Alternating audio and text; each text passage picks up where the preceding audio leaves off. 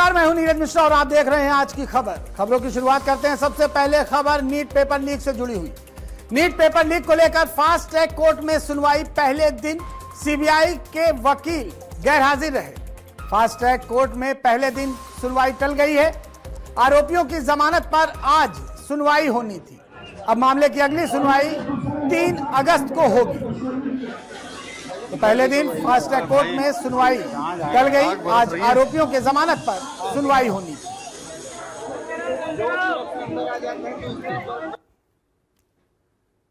फिलहाल एक बार फिर लोकसभा शुरू हो चुकी है। आइए चलते हैं सीधे लोकसभा। चौधरी, मैं आपकी अनुमति से वित्त मंत्रालय से संबंधित अनुदानों की मांगे 26-27 के संबंध में वित्त संबंधी स्थायी समिति की 33वें प्रतिवेदन में अंतर्विष्ट सिफारिशों के क्रियान्वयन की स्थिति के संबंध में वक्तव्य देता हूँ। माननीय सदस्य, जिन्हें आज नियम 377 के अधीन मामले उठाने की अनुमति प्रदान की गई है, वे व्यक्तिगत रूप से अनुमोदित पाठ सदन के पटल पर रख सकते हैं। आइटम नंबर 15, लोक परीक्षा अनुचित साधन निवारण संशोधन विधेयक 2026। माननीय सदस्यगण, लोक परीक्षा अनुचित साधारण निवारण संशोधन विधेयक 2026 हमारे देश के करोड़ों युवाओं के भविष्य, उनकी मेहनत और उनकी आकांक्षाओं से जुड़ा अत्यधिक महत्वपूर्ण विधेयक है। ये विधेयक पेपर लीक जैसे अपराधों पर प्रभावी अंकुश लगाने, दोषियों के विरुद्ध कठोर दंड प्रावधान कर देश के करोड़ों युवाओं के हितों की रक्षा और इस दिशा में एक महत्वपूर्ण विधेयक है। मेरा मानना है, सभी माननीय सदस्यों से आग्रह है, इस विधेयक पर चर्चा होनी चाहिए। सभी दल के सदस्य इस विधेयक पर अपने चर्चा दें। इस विधेयक पर पहली बार 91 संशोधन भी आए हैं। इसलिए मेरा आग्रह है, इस पे सबके विचार और मत आना चाहिए। लोकतंत्र में सबके मत और विचार आना ही लोकतंत्र की ताकत होती है। इसलिए विधेयक पर आपके विचार आए। नारेबाजी, तख्तियां लहराने से विधेयक पर विचार नहीं आता। मैं आग्रह करता हूं आपसे कि इस विधेयक पर 6 घंटे और इससे भी अधिक माननीय सदस्य का विचार रखना चाहेंगे तो मैं 6 घंटे से भी बढ़ाकर जो सदन का मत होगा उस मत के अनुसार समय बढ़ा दूंगा, ताकि सबके मत आए, सबके विचार आए और देश के विद्यार्थी जो विधेयक आ रहे हैं निश्चित रूप से उसके प्रभावी कदम उठाएं, उसमें मत जाए। आप जाइए, इस विधेयक पर अपने विचार मत व्यक्त कीजिए। नारे नहीं, सदन में विधेयक चर्चा के लिए आपको चुनकर भेजा है। मेरा आग्रह, सदन की कार्रवाई। और अध्यक्ष महोदय जी, मैं आपका धन्यवाद देना चाहता हूं कि इतना महत्वपूर्ण बिल पर आपने पर्याप्त समय दिया और इतने ज्यादा अमेंडमेंट का नोटिस भी आए हैं। जब अमेंडमेंट का नोटिस आया, इसका मतलब कई सदस्य इस महत्वपूर्ण बिल पे अपना मत रखना चाहते हैं। इंट्रोडक्शन के लिए भी नोटिस आए और बिल पे भी अमेंडमेंट नोटिस आए हैं। तो एक तरफ तो इतना अमेंडमेंट का नोटिस आए हैं, आपने आश्वासन भी दिया कि पर्याप्त समय देंगे, तो फिर यहाँ चर्चा को रोकने के लिए ये नारेबाजी क्यों कर रहे हैं, मुझे ये समझ में नहीं आ रहे हैं। ये तो युवाओं का पूरा इस पर नजर है और इतना important bill, public examination prevention of unfair means जैसे बिल को चर्चा के लिए रोकना, ये बहुत गलत मैसेज भेज रहा है। मैं कांग्रेस पार्टी को फिर से रिक्वेस्ट करता हूं अपने साथियों को समझाएं और बिल पर हम चर्चा शुरू करें। स्पीकर साहब ने जो टाइम तय करेगा हम लोग सब मंजूर है। मैं सभी मान्य दलों के सदस्यों से आग्रह करता हूं कि वह और चर्चा करें, आपस में सहमति बनाएं। हम इस विषय पर चर्चा करना ही चाहते हैं, इसलिए मैं आज फिर आपको 3 घंटे का समय देता हूं। शाम को 5 बजे तक सरकार और सभी दल मिलकर सहमति बनाएं ताकि 5 बजे इस विधेयक पर चर्चा हो सके। आज सदन 5 बजे तक के लिए स्थगित किया जाता है।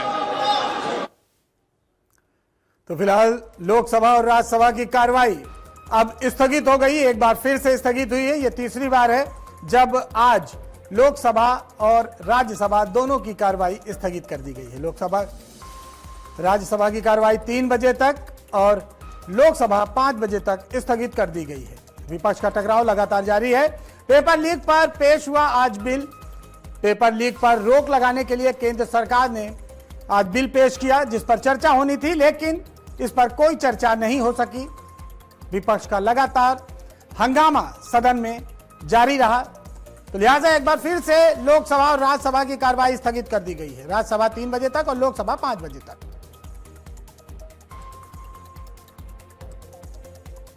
तो वहीं पेपर लीक पर रोक लगाने के लिए केंद्र सरकार ने बड़ा कदम उठाया है। लोकसभा में आज एंटी पेपर लीक बिल पेश किया गया। केंद्रीय मंत्री जितेंद्र सिंह ने सदन में यह विधेयक पेश किया। इस बिल का उद्देश्य परीक्षाओं में अनुचित साधनों और पेपर लीक जैसी घटनाओं पर लगाम लगाना है।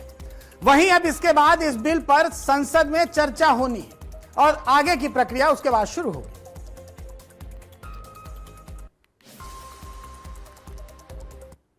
अध्यक्ष महोदय, I rise to move for leave to introduce the public examinations bracket prevention of unfair means amendment bill 2026 to amend the public examination prevention of unfair means bill 2024. Thank you, Speaker sir. तो वहीं राहुल गांधी ने कल ही अमित शाह को चिट्ठी लिखकर जाहिर कर दिया था कि अब उनके निशाने पर अमित शाह होंगे। आज हुआ भी यही। राज्यसभा और लोकसभा में छात्रों पर हिंसा और केस दर्ज करने को लेकर आज खूब हंगामा देखने को मिला। Gange ji, it is already, I have given the ruling. That ruling has not been designed by me. That has been designed by our predecessor, Krishna Gandhi ji, under the membership of Manmohan Singh ji, Pranab Mukherjee, Vajpayee ji, and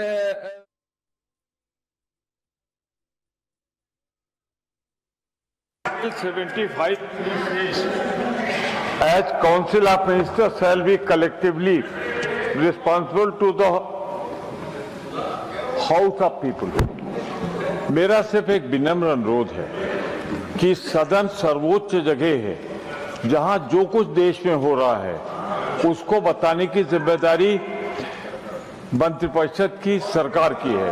तो मेरा सिर्फ कहना है, मासूम बच्चे पीटे जाएं, लाठियां PT जाए, लड़कियों को मोलेस्ट किया जाए, तो ये जगह गृह मंत्री अमित शाह जी का जवाब है।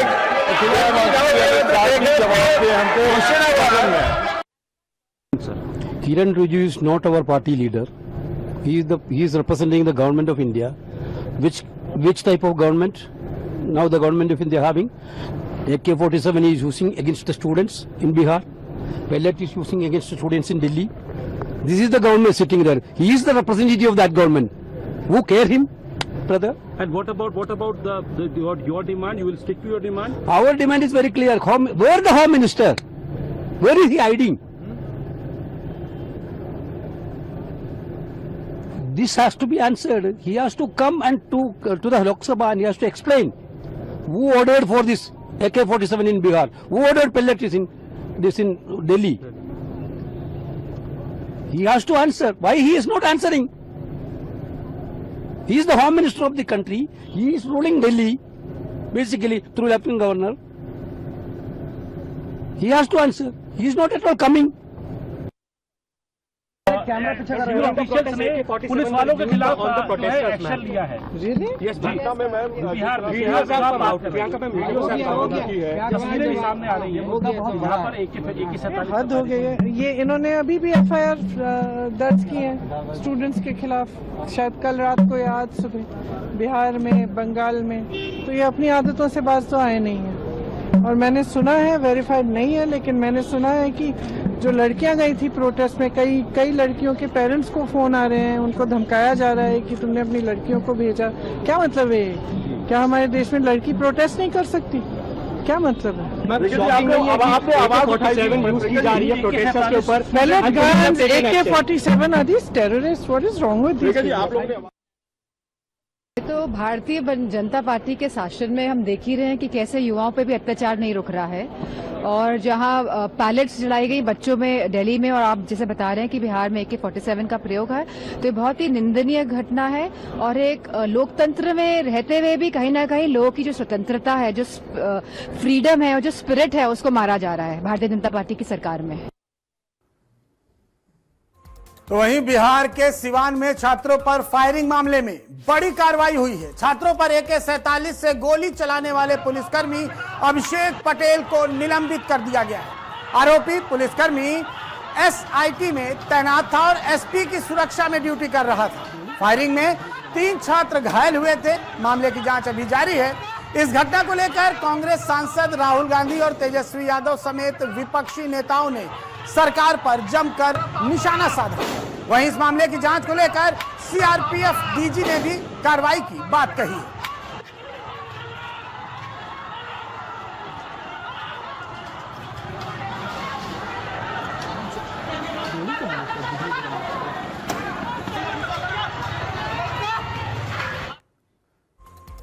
जम्मू कश्मीर के मुख्यमंत्री उमर अब्दुल्ला ने मुख्य केंद्रीय शिक्षा मंत्री धर्मेंद्र प्रधान के इस्तीफे पर अपनी प्रतिक्रिया दी है। उन्होंने कहा कि यह फैसला पहले ही ले लिया जाना चाहिए था। उन्होंने इसे लेकर देरी पर सवाल उठाए। उमर अब्दुल्ला ने कहा कि छात्रों के प्रदर्शन और उनके संघर्ष को नजरअंदाज नहीं किया जा सकता। उन्होंने धर्मेंद्र प्रधान के इस्तीफे का श्रेय लेने वालों पर भी निशाना साधा। सीएम ने कहा कि अगर असली श्रेय किसी को देना है तो वो श्रेय छात्रों को जाता है, जो अपने प्रदर्शन से घटना स्थल से हटे नहीं और लगातार वो धरना देते रहे। इन मामलों में देर आए दुरुस्त आए। वैसे तो देखा जाए तो अगर जाना ही था तो पहले ही जाता। इतना 10-15 दिन, 20 दिन, 25 दिन इंतजार करने की जरूरत ही नहीं थी। अगर जो उन्होंने अपने चिट्ठी में लिखा, जिन हालात के बुनियाद पे वो इस्तीफा दे गए, वो हालात तो पिछले 25-30 दिन से हम देख रहे थे। लेकिन जैसे मैंने कहा, चलिए देर आए दुरुस्त आए, इसमें और किसी की कामयाबी नहीं है। सर कहते हैं कामयाबी के कई माँ बाप होते हैं। फेलियर जो है वो ऑर्फन होता है, अनाथ होता है।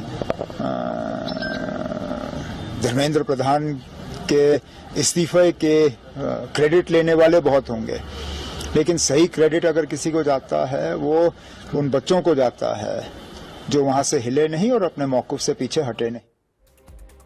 तो वहीं दूसरी तरफ रायबरेली में मंत्री दिनेश प्रताप सिंह ने कांग्रेस सांसद राहुल गांधी पर बड़ा हमला बोला है। जंतर मंतर की घटना को लेकर उन्होंने राहुल गांधी की भूमिका पर गंभीर सवाल खड़े किए।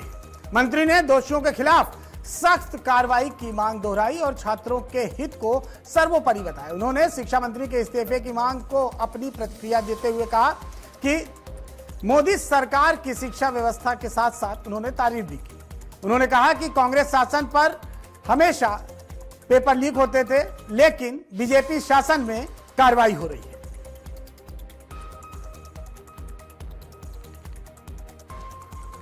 बलिया में कटान पीड़ितों से मिलने पहुंचे यूपी सरकार के परिवहन मंत्री दयाशंकर सिंह का वीडियो वायरल हो रहा है। वायरल वीडियो में ग्रामीण मंत्री के सामने विरोध जताते और नारेबाजी करते हुए नजर आ रहे हैं। बताया जा रहा है कि गंगा नदी के कटान को लेकर ग्रामीण धरने पर बैठे। विरोध के बीच मंत्री की गाड़ी को ग्रामीणों ने घेर लिया, जिसके बाद मौके पर मौजूद पुलिस ने मोर्चा संभाला। पुलिस की मदद से मंत्री के काफिले को भीड़ के बीच बाहर निकाला गया। वीडियो सामने आने के बाद बलिया में कटान और प्रशासनिक कार्रवाई को लेकर एक बार फिर से चर्चा तेज हो गई है।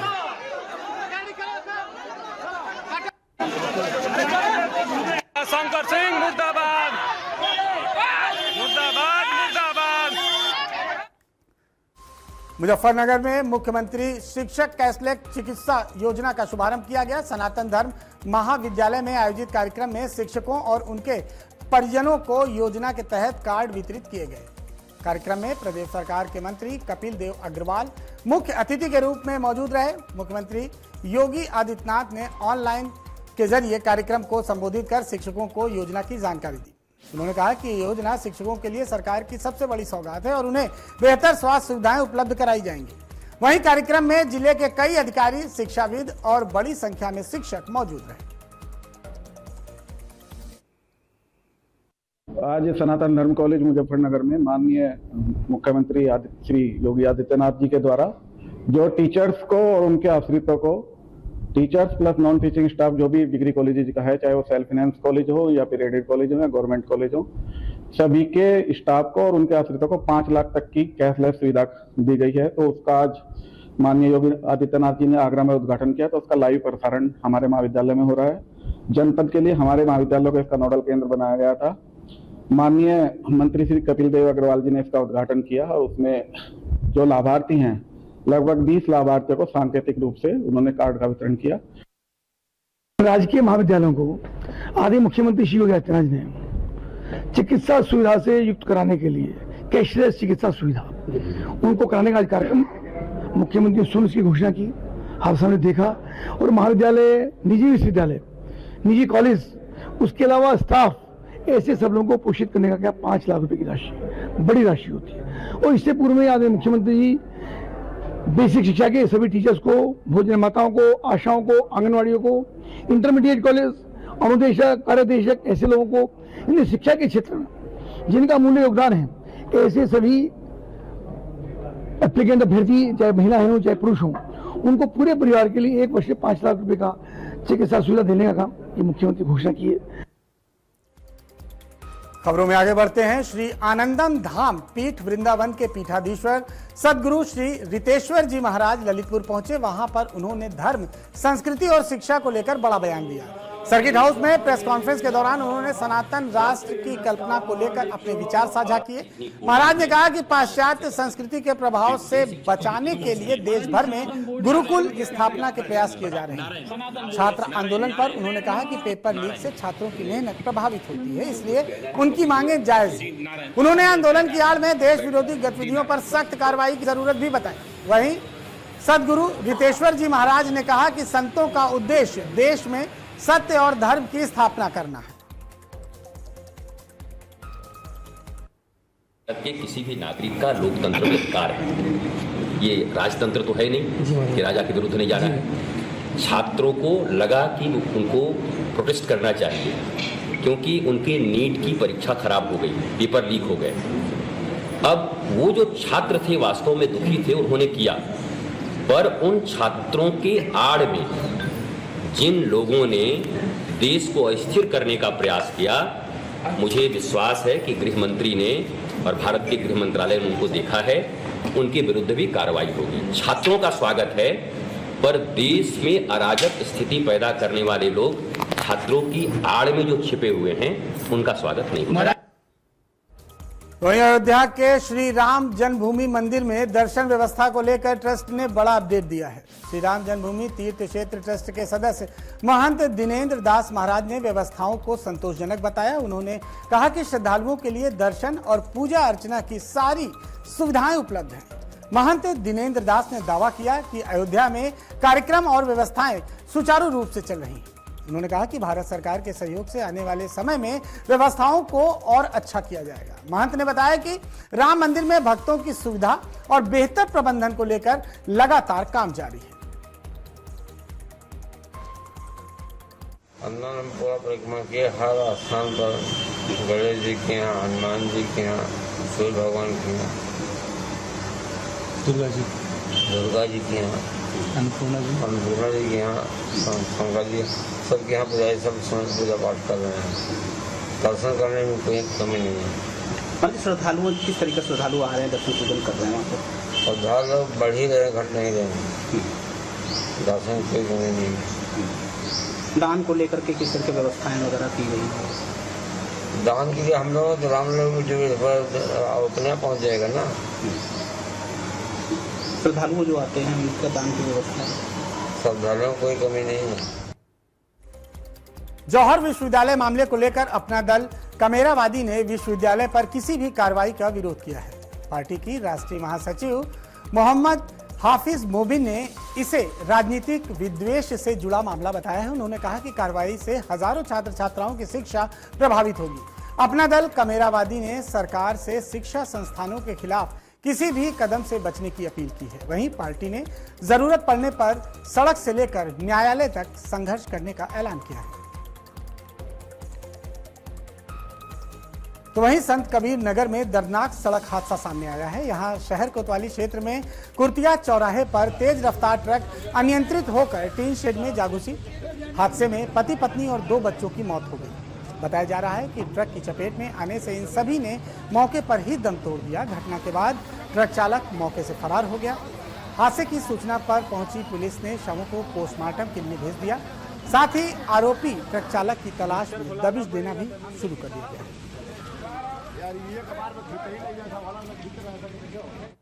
तो वहीं रायबरेली में महिला के साथ रेप का मामला सामने आया है। पुलिस ने इस मामले में आरोपी को गिरफ्तार कर लिया है। इंस्टाग्राम के जरिए पीड़िता से उसकी जान पहचान हुई थी। पीड़िता का एडिटेड यानी कि मॉक वीडियो उसके पति को आरोपी भेजता था।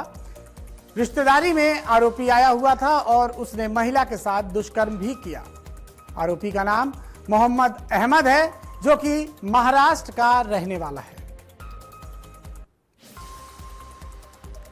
तो वहीं अमेठी में पुलिस और गोकशों के बीच मुठभेड़ हो गई, जिसमें एक गोकश के पैर में गोली लगी। 4 गोकश गिरफ्तार कर लिए गए और अंधेरे का फायदा उठाकर एक गोकश मौके से फरार हो गया। ये सुल्तानपुर जिले के रहने वाले हैं चारों गोकश और जामो थाना क्षेत्र के दृक्पाल गांव में यह पूरी मुठभेड़ की वारदात हुई है। थाना प्रभारी जामो अपनी पुलिस टीम के साथ स्वाट टीम को भी साथ में लेकर के 2 टीमें गठित करके उन अपराधियों की घेराबंदी की गई। तो अपने को घिरता हुआ देख करके अपराधियों ने पुलिस टीम पर फायर कर दिया। जवाबी फायरिंग में एक अपराधी को पैर में गोली लगी। उसको पुलिस हिरासत में लेकर उससे पूछताछ की गई तो उसने अपना नाम मोहसिन, जो थाना क्षेत्र बधुआ कला जनपद सुल्तानपुर का रहने वाला है, पूर्व में भी गोकशी में जेल जा चुका है। इसके अन्य 3 अपराधियों को भी मौके से पुलिस हिरासत में लिया गया। फिलहाल इस बुलेटिन में यहीं तक। खबरों का सिलसिला लगातार आज की खबर पर जारी रहेगा, तो देखते रहिए आज की खबर।